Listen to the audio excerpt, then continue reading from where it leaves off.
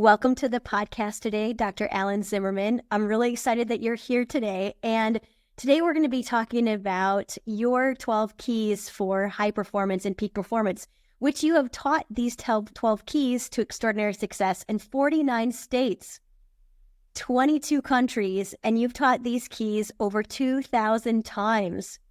And you've taught these 12 keys to people of all walks of life, high-profile organizations like IBM, 3M, American Express, FBI, the U.S. Air Force. And so thank you so much for being here to share your 12 keys with us today and to help us keep growing. Well, I've been busy and I've been blessed. I love what I do. Well, that's wonderful. Let's just get started and tell us why we should understand these 12 keys to get started. Well, I think most people live a life that is a lot smaller than it needs to be.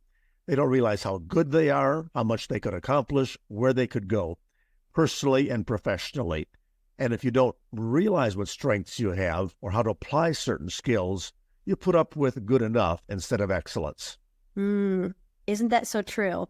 And what do you think is behind that? Like, why do you think we play smaller than we should and kind of settle?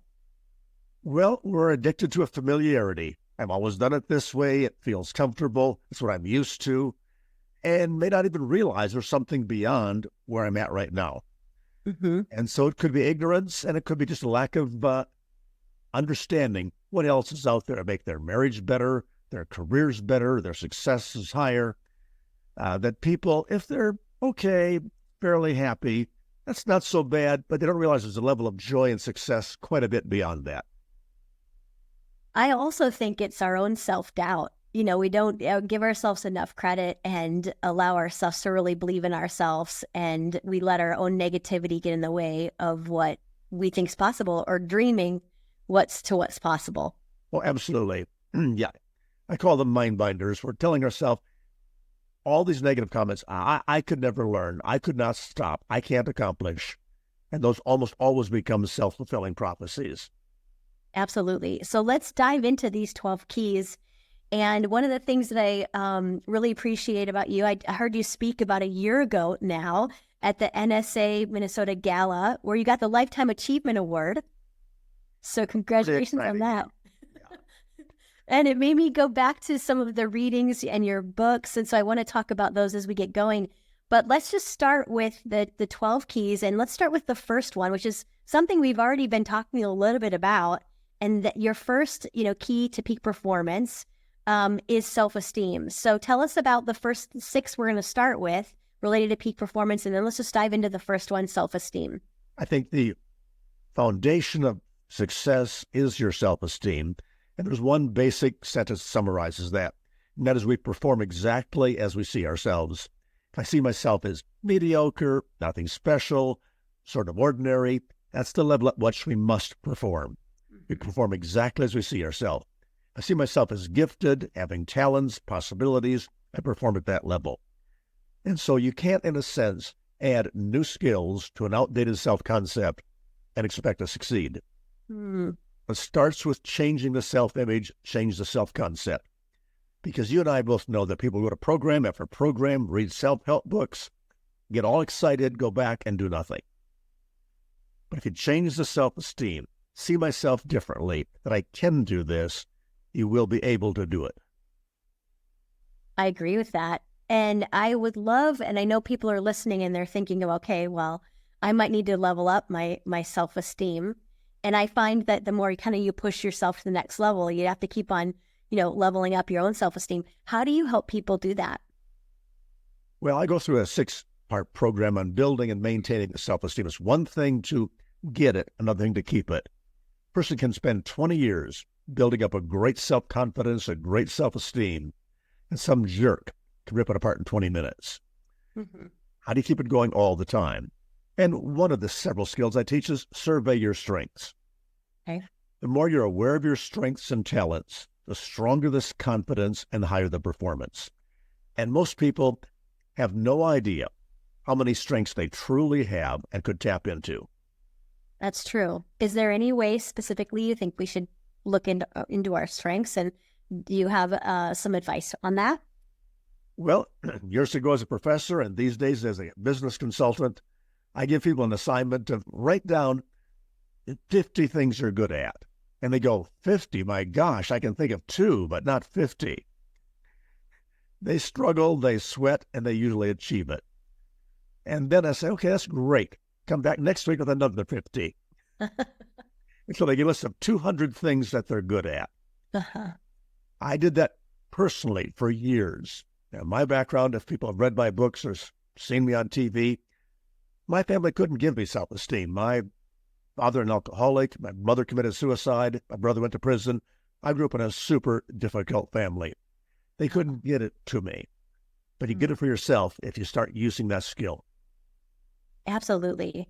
And so I like the idea of really tangible, list 50 things that you're great at. And then the next week or the next month, keep on listing 50 more. You have, you believe that we should work to have unshakable confidence, which I think can be really hard. And, one of the things that I do, Dr. Zimmerman, is work with professional athletes. And, we think that they are 100% confident all the time, but they're not. Yeah. Just because, they're human, and just like you and me, we're not always 100% confident all the time. Maybe you are, but I'm not. Nobody probably is. And that is, we build so much of our confidence or self-image on our last performance. Mm. And that's dangerous because we're going to have up days, down days, challenges, things like that. It should be a more rock-solid, unchangeable, unshakable self-esteem that I'm not what I do, but who I am. Yeah. Yeah. Where have you seen that has gone wrong? Where, I know you coach a lot of CEOs and high-level leaders. Have you seen where they connect what they do to who they are, and how do you work through that? It's so easy for a person to be a CEO, a leader, an athlete, a student, and base all of their self-esteem on the grades they got in that class or on the last presentation they gave. You and I are speakers. Hey, we can give 50 great presentations in a row. The audience gives you standing ovations. They think you're wonderful. You've changed their lives. The next presentation, you're mediocre, and you think, oh, I've lost it. I'm no good, which is irrational to base all of your self-esteem on one performance instead of the last 51 performances. Yeah. Nobody's perfect. And perfection is not the same thing as self-esteem. In fact, perfectionism is always a sign of low self-esteem. Mm. That people that are perfectionistic are insecure, not sure about their self-confidence. And so if I can be perfect, I can prove to myself that I'm okay. But it's a dead-end game because no one is going to be or can be perfect. That's not the way to go. Yeah. I appreciate you saying that. I think you got people thinking already to get started. So one of the things related to your first pillar of, your key to peak performance is this idea of the lasting system to help develop unshakable confidence. Tell us a little bit about what that is and how we might be able to use it. We built that years ago. LASTING is an acronym, LASTING. Stands for the 7 key ways you build that lasting, unshakable self-confidence. L is listen to compliments. When people praise you, say thank you. I appreciate that. So many people will say, oh, don't bother, just doing my job. It's what I get paid for. They throw it away. You cannot do that. A stands for affirm yourself. Talk to yourself positively. You work with athletes. I don't know one single great athlete who doesn't swear by this technique. I'll put the right thoughts in to get the right results out. Affirm yourself. S in lasting stands for survey your strengths. Just mentioned that. T is take risks. If you live your whole life in the comfort zone, afraid of trying new things, wimp your way through life, afraid of change, you can't have self-respect. It's taking some risks to push yourself to realize that I can do it. I in lasting stands for inject your individuality. It's standing up for yourself. It's not being a wimp. It's not being passive. Okay. N is nurture connectedness. In other words, who do you hang around with? Mama was right years ago. Choose your friends carefully. They do rub off. Yes. And unfortunately, there's a lot of power in negative people pulling us down. So nurture connectedness with high, self-esteeming, respecting people. And the G of lasting is grant yourself gentleness. It's being able to forgive yourself. I screwed up. What can I learn from this? And I move on. Not, I screwed up, I'm a mess, and it's over with. Yeah, I appreciate those. And I know that those are really easy or easy to understand things that we can implement into our lives. So lasting, a great acronym for growing your own self-confidence. So let's move on. I know we could dive way deeper into that, but we're going to overview these 6 keys. So let's move on to practice number 2, which is all about purpose. And I also believe purpose is really important. In my 10 practices, purpose is number 2. So we have something in common there. Great. How do you encourage people to understand and discover their purpose? Because I have found it's just this really hard thing for people to sometimes take and put in a tangible way that they could discover their purpose. Good point. Purpose has been a big buzzword the last 10, 15 years. Everybody seems to be talking about it. There are books on it. But most people really haven't figured out their purpose. They get a general idea what it might mean, but don't know much about it. Yes. A simple cliche I use, if you don't stand for something, you'll fall for anything. And purpose is, what is that deep driving force inside you? It's a lot stronger than a good attitude, even stronger than perhaps self-esteem. It drives me, this deep meaning. And people will say, well, I don't know what my purpose in life is. I think people are waiting for the heavens to open and the Lord to speak in a deep voice and say, this is your purpose in life. Well, very few people have had that experience. But you can either discover or clarify your purpose. And that's the key. I teach people a simple little model of a 3-legged stool. Each of the legs asks a key question. When you answer all 3 questions, you get the top of the stool or your purpose. Now, the first leg is, what are you good at? We just talked about that briefly. What are you good at? Whatever your purpose in life might be, it will tap into your strengths, your talents, your abilities. The second question is, what excites you? What turns you on? People sometimes think, oh, I might get this calling or purpose to do something dreadful that I hate doing. I don't want to go to some third world country and live in a jungle hut. It may be worthwhile, but not what I want to do. Your purpose will never be something you don't want to do. It will excite you. It may scare you, but it'll excite you. And thirdly, the purpose, third leg, is what difference do you want to make?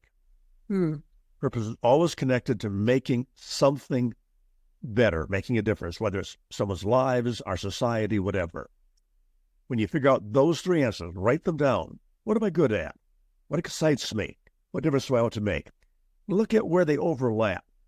That's where you find the top of the stool. That's where you find your purpose. Absolutely. And do you encourage people to sort of write a purpose statement or just to look at, okay, and how, I mean, I know that can be a really complicated process, but how might you help people who are listening if they're thinking, okay, I'm gonna answer those 3 questions of the 3-legged stool, and then what do I do from there? I give people a simple template, a simple sentence to start with. Yeah. My purpose in life is to, and put in a verb, to educate, to entertain, to inform, to whatever it is, put in a verb. My purpose in life is, let's say, to educate, and then put in what's the target. Everyone, my family, my students, my clients. My purpose is to educate X kinds of people for this reason. And you play around with the verb, play around with your audience and the reason, and you got a beginning sentence that'll frame your purpose, and keep tweaking that until it feels right. Yeah. I have found, I don't know if you agree with this, but I have a purpose statement written down. And I actually have it on my board right over there. And Great. It's like, the purpose of my life is to help other people play full out and to help them provide like wisdom and guidance and the truth, because that's why I think that I'm here. Yes. And every couple of years, I kind of look at that statement and rewrite it, right? Like, or I look at it and is this really what I'm about right now? Is this really what I think I'm here for?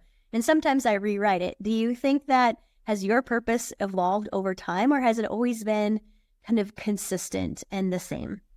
It's evolved a bit. You tweak a word here or there. Mine is somewhat similar. My purpose in life is to help people gain the skills and have the inspiration to improve their relationships and achieve their goals. That sounds exactly what you do. Yeah.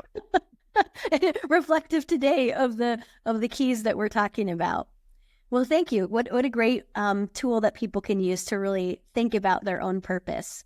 A Let's little footnote on that. Once you write that down, the way to start making it practical and real is when you have your to-do list, write down 1, 2, or 3 things you're going to do that day that will be purpose-driven, purpose-fulfilling. Because people think once they get a purpose, everything in life is purpose-driven. No. Take out the garbage. You have to mow the lawn. That may not be purpose-driven, but there are things you can do. Maybe it's making a phone call. Maybe it's giving someone a little bit of guidance. But what are 1, 2, 3 things you can do today that's connected to that purpose? Do you think we should do that every day? Yeah. Write that down? Yeah, I could see that would be really powerful. And you're right that maybe we do have to do things that we don't always want to do. Or could I take out the laundry, or fold the laundry, take out the trash, do the dishes, right? But I think you could still potentially maybe live your purpose doing those. Yeah, and as you and I know, there are millions of people that have jobs that are just jobs. They're not very exciting, not very meaningful. Doesn't mean they don't have a purpose in life. It may be raising kids in a certain way or contributing in society in a certain way. So not all moments of every day are purpose-driven, but you can do something that is connected to your purpose every day. Absolutely. Thank you. So far, the first key that we've talked about is self-esteem, and then number 2 is purpose. Let's talk about the third key, which is goals and affirmations. And you have a 2-part affirmation process, and I know you have a process of goals. Where should we get started on this key? Well, first of all, in terms of goals, that I think most people have not really figured out what they want out of life. And a question I often ask people is, what do you really, really, really want? Okay. People don't think much deeper than, well, I want to get some money in my pension plan. I want to get the kids through high school. Well, that's all good and nothing wrong with those. But go deeper. What are the things you really, really, really want? So I help people discover what that is. Because if you don't know what you really want, the only alternative is to settle for less. And that will burn you out and take away your joy. Once you figure out what you want, the goals, then I teach people a process for affirmations. And that is a simple statement of a goal you want to achieve in the present tense. It might be as simple as, instead of saying, I want to lose weight, it might be, I weigh 150 pounds. It's a specific statement that you say over and over again. And as you understand brain science like I do, the more you affirm the things that you want to have in your life, to state them in the present tense, the more you say them, the more they go from your subconscious to your conscious, the more you believe it and achieve it. And people will sometimes balk and say, well, saying affirmations like, I'm a great listener, or I can give a wonderful presentation, or I can finish a 4-minute mile in this amount of time. I can't do that. That's not the relevant point. The point is, first you say it, then you believe it, then you achieve it. There's this great video of a long jumper named Quenisha Burks that she decided she wanted to become an Olympian. And then she said, I am an Olympian, and videoed herself doing it. And after the last Olympic trials, the video went viral, as you could imagine, because ultimately that's what she was doing.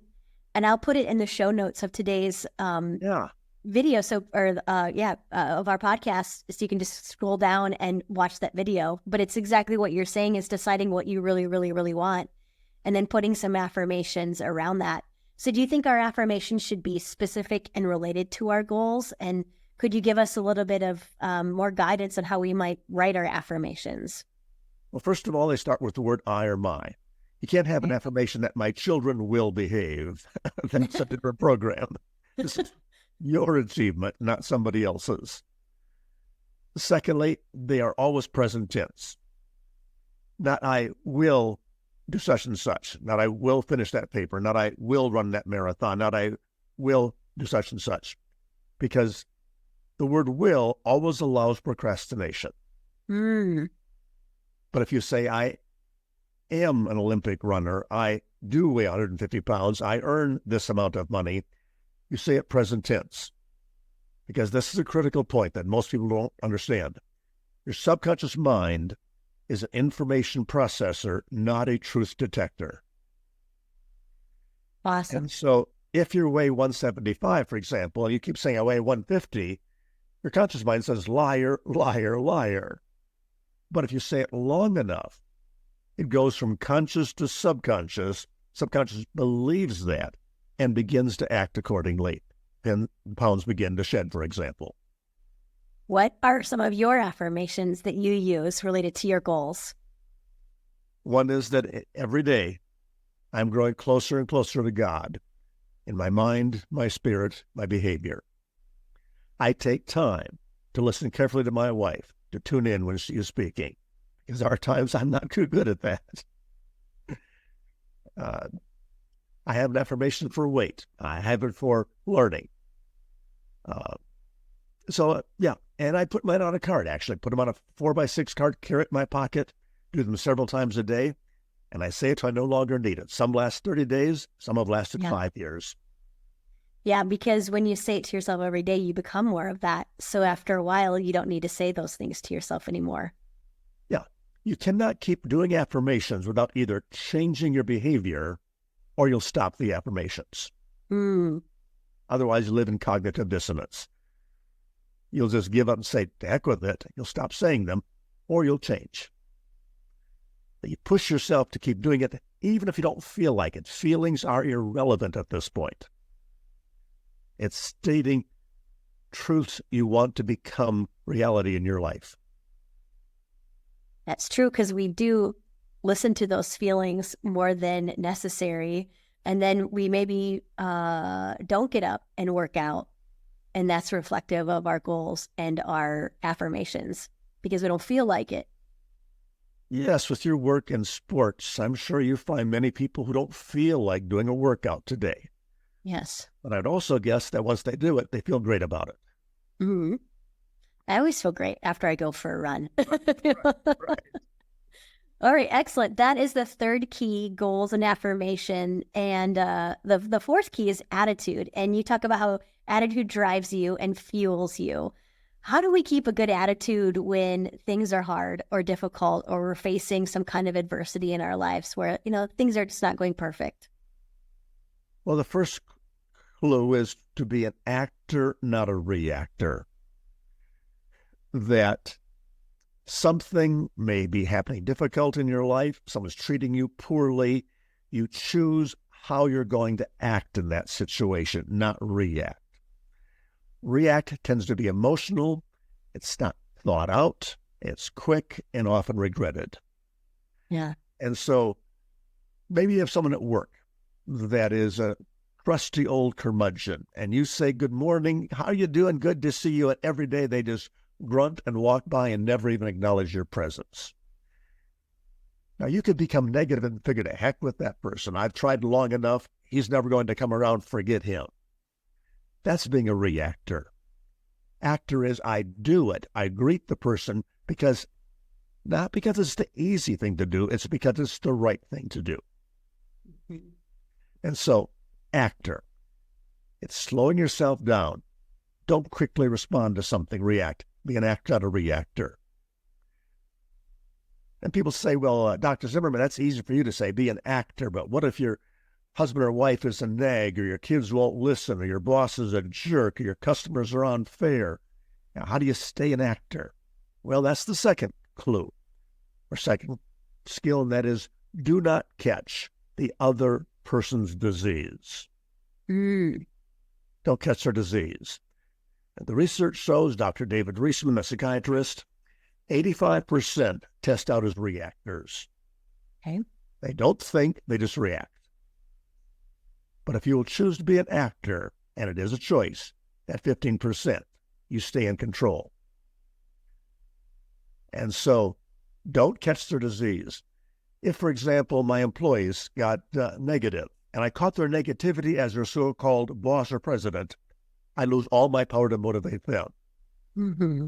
If you've got a husband, wife, spouse, partner, whatever, who gets crabby at you, and you get crabby back at them, you've got a fight on your hands. True. Don't catch their disease.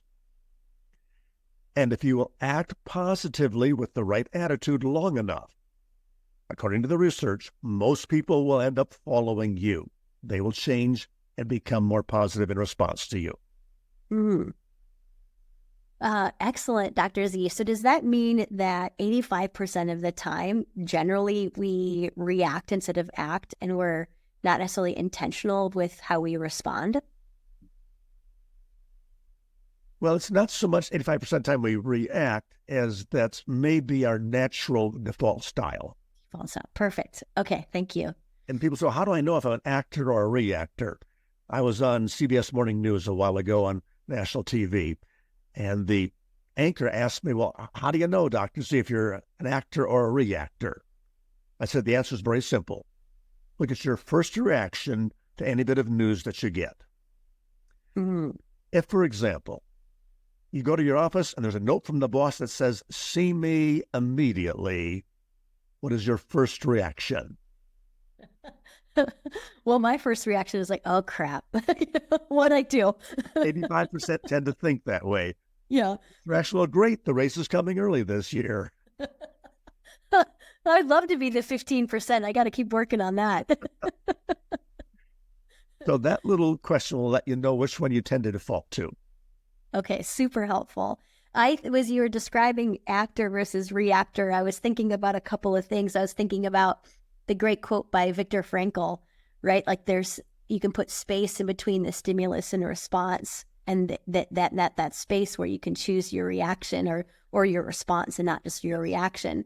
And I was thinking about, it's really easy for people to do that with maybe people they don't know or their colleagues or coworkers. It's more difficult to do that at home when, we can easily just let that negativity spiral, or when someone says something rude to you, like, your spouse or your kids or your brother or sister. It's easy just to react in the same kind of frustration. So how would you encourage us to gain more control of like the acting part instead of reacting part? Good question. When I'm coaching CEOs, this will come up where he or she, the CEO, reacts too quickly to the response of employees, etc. And they want to jump right in and share their 2 cents worth. I got a jug right here. I call it the 2-gulp rule. That's awesome. And that is, somebody may be making an inflammatory comment at a staff meeting or a one-to-one with the boss, and he or she,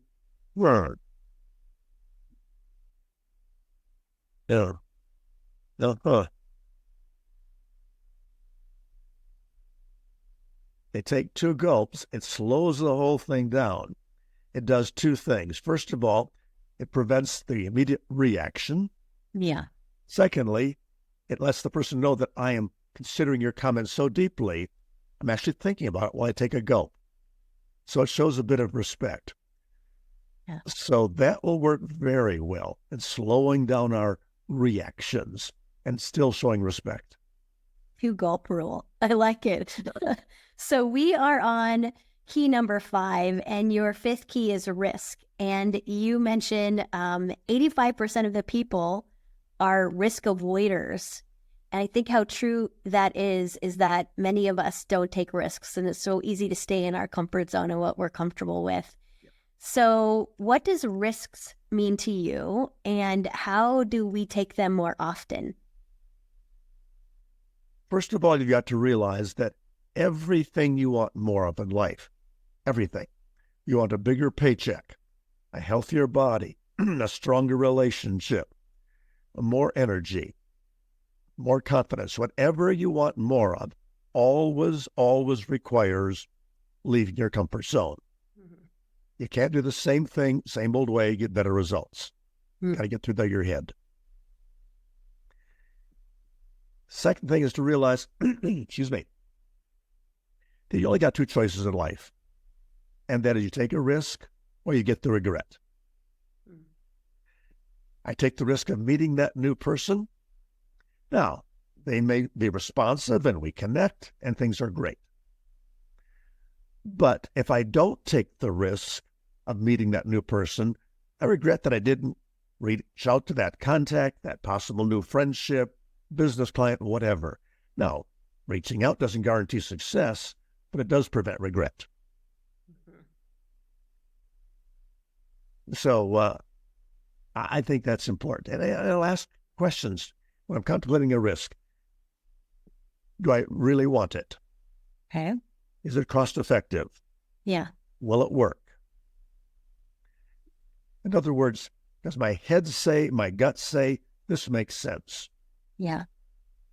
If your experience tells you, your gut says, your experience says this is not going to work, let it go. But if I say there's a pretty good chance they might hear me out, I think this has some worthwhile potential to it, some upside, won't cost that much, I get enough yeses, go ahead, take the risk. Really helpful. Do I really want it? Is this cost effective? Will it really work? Yeah. Yeah. There's something I'm contemplating right now that those questions help me. There's somebody that I might help support me in my business. And actually, it's not really cost effective. And maybe it'll work. But number two, it's not very cost effective.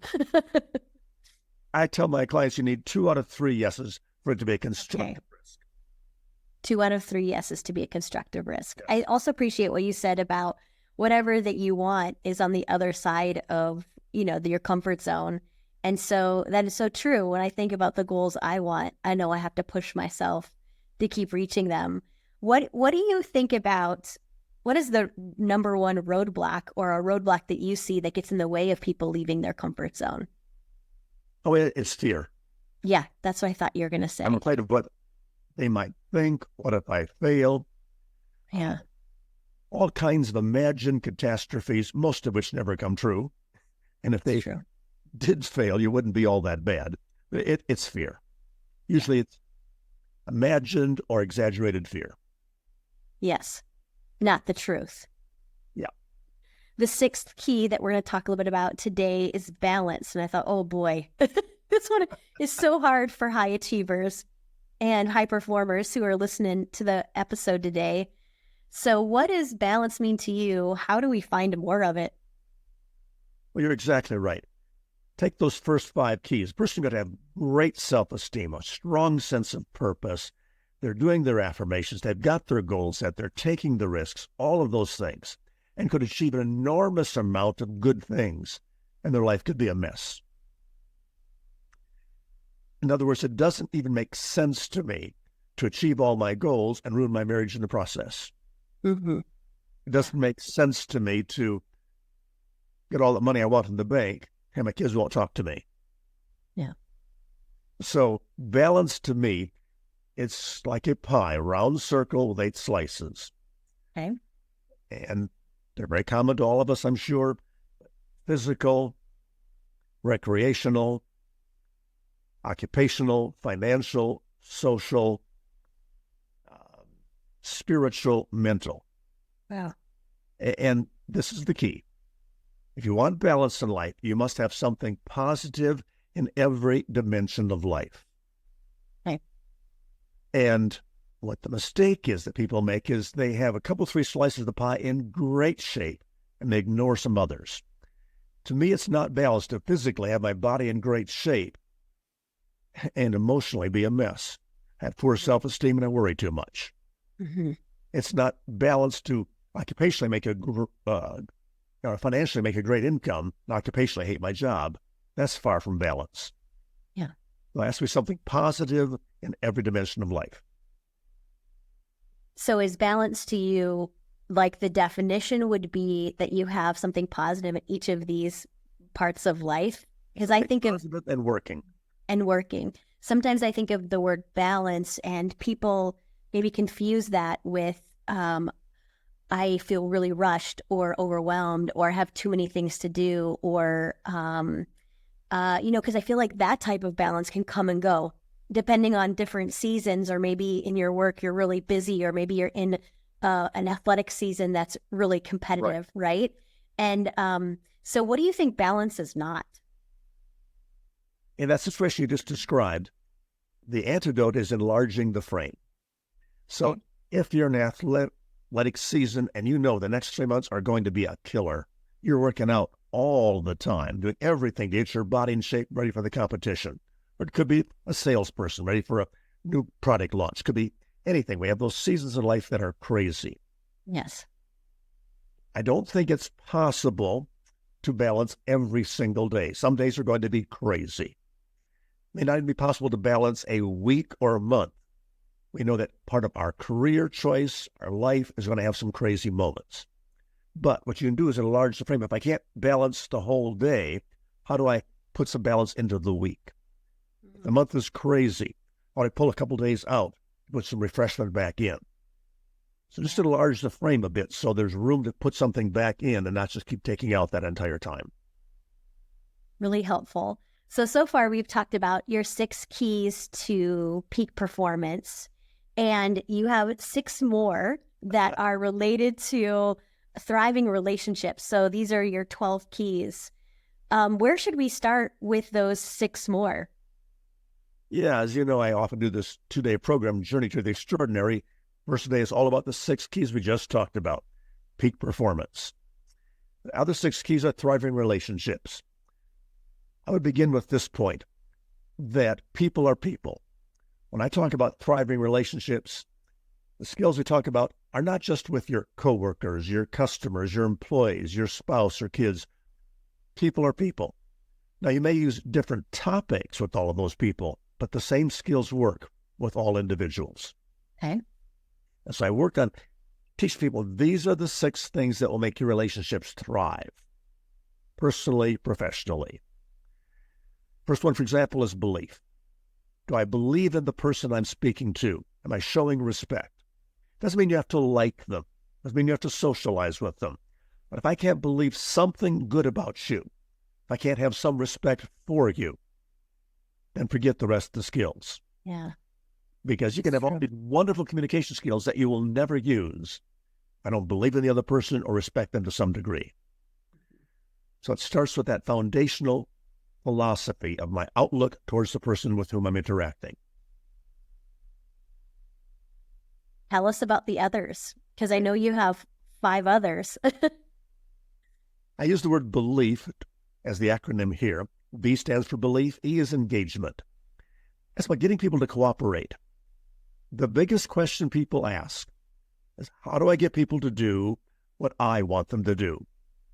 All bosses, coaches, supervisors, spouses, parents ask the same question. How do I get people to do what I want them to do? And there is an answer. It comes down to what I call the cooperation principle. Very simple. We've all heard it. Most don't understand it or apply it correctly. But it says this: to the degree that you give others what they need, they will give you what you need.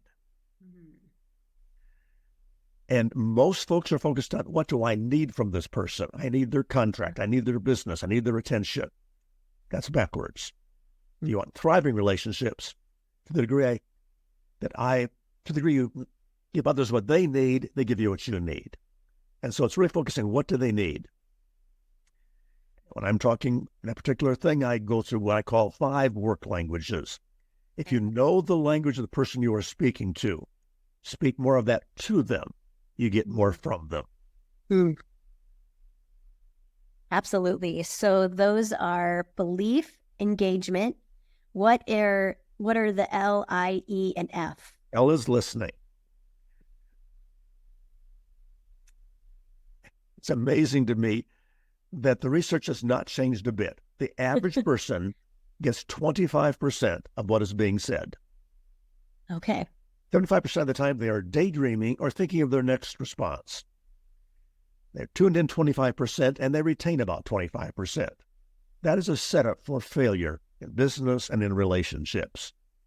And so I teach people how to go from 25% to 75, 95% effectiveness, that you really stay tuned in and you get all the information you need understood accurately. And in most cases, it's not that people are rude, they're interrupters, they're bad people. They just never have been taught how to listen. And my guess is most listeners on this podcast had classes in English, maybe in speech, mathematics, algebra, but probably almost nobody had a 15-week class on how to listen to somebody. Yeah, no, I don't think so. Do you think that's getting worse? Meaning, like, I find people having their phone, and there's some research to show, gosh, like that only 50% of the time we're in the present moment regardless. Like, it's just, our attention is getting worse. Do you think that is our active listening, or do you think it's just consistently only 25% of the time regardless of those trends? It is getting worse. Okay. And the electronic devices, the phones, are a major culprit. I know they're easy to pick on these days, but they do have consequences. Mm-hmm. People of an older generation, and you can decide for yourself what that means, probably spent their youth outside the backyard playing games, whatever it was. Your mom would say, go out, have fun, I'll see you at lunch, and that was it.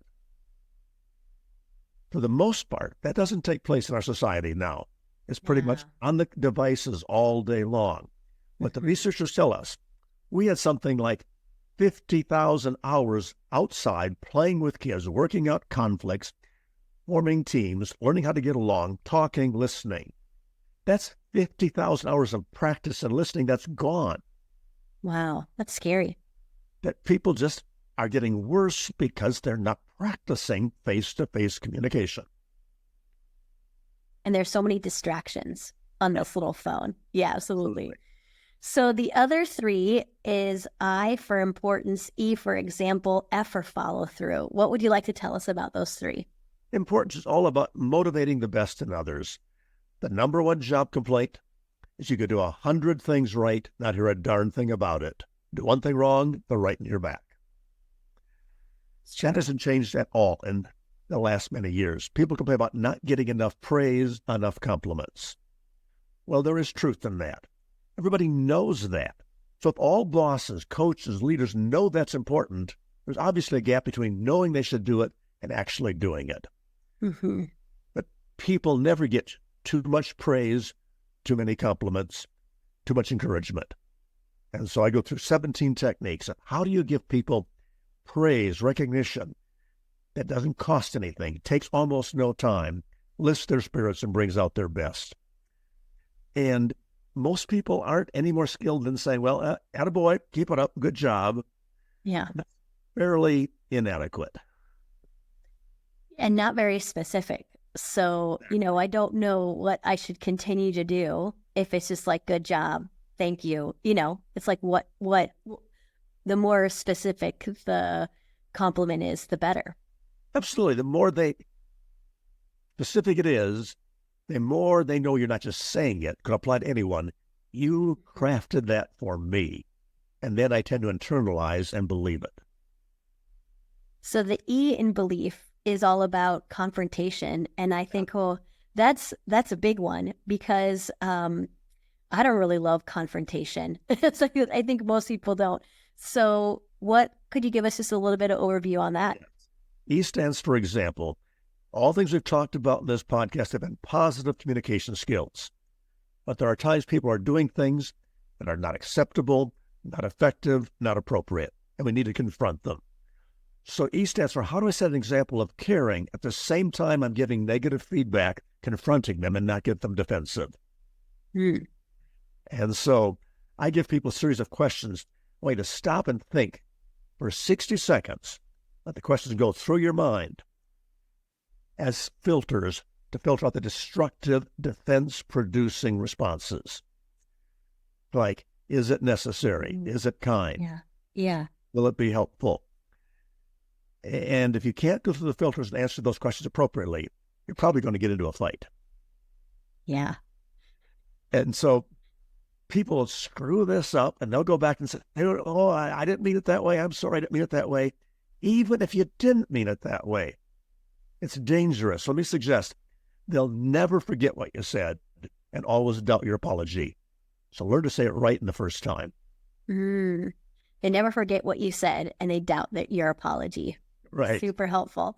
So let's put a little bow on these 12 keys today. And the last is F for follow through. Yeah.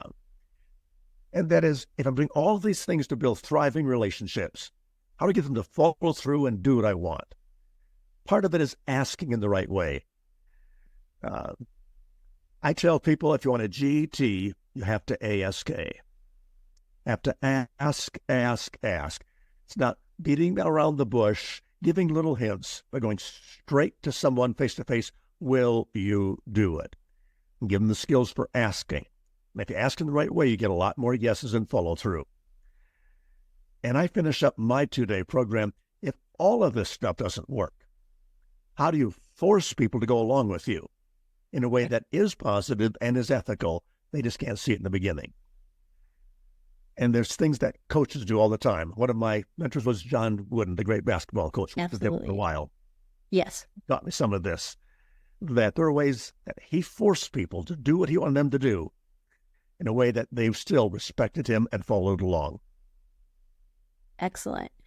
And gosh, there's so many great things that we talked about today. I love your content and your principles because they're so sticky and so rich, and we could dive into them in so much more detail. And so one of the things that you have coming up that I'd love for you to tell the listeners is your journey to extraordinary. And you have a special offer for us if we want to learn more about these 12 keys. So tell us a little bit about what you have going on and what you could offer us. Absolutely. The 2-day program is called Journey to the Extraordinary. It's a powerful, intense experience, 16 hours of time together in a 2-day virtual setting. As you mentioned in the beginning, I've offered this across the world, all kinds of organizations, and the response has been overwhelmingly positive. People just write about how it's changed their lives, changed their relationships, changed their careers.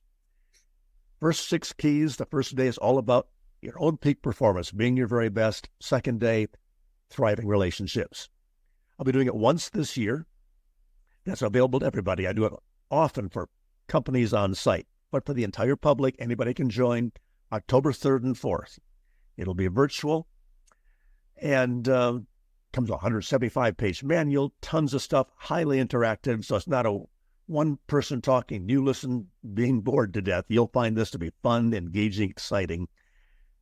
To find information, the website is attend-the-journey.com. Attend-the-journey.com with those dashes. And because Cindra's been such a wonderful host, you'll find a coupon place there. Put in Cindra's name, Cindra, and immediately $100 off the registration fee. Excellent. Thank you so much for doing that. I love today's episode. I found so much value in what you talked about today with these 12 keys.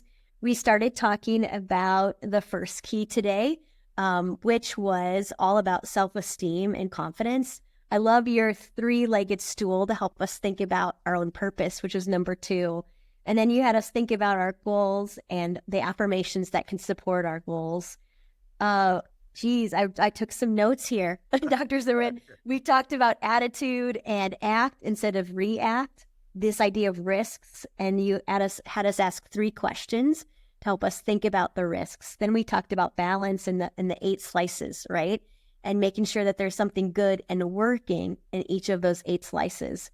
And then we talked about this belief of how can you continue to have extraordinary relationships with the belief model. So I'm just so grateful that you're here today, just giving us some of your wisdom and some real practical tools that we can use every day. So thank you so much for joining us on the High Performance Mindset today. I'm so grateful you're here. I'm honored. Thanks, Cindra, and all the listeners. Thanks for joining in. I'm truly honored. Thanks so much.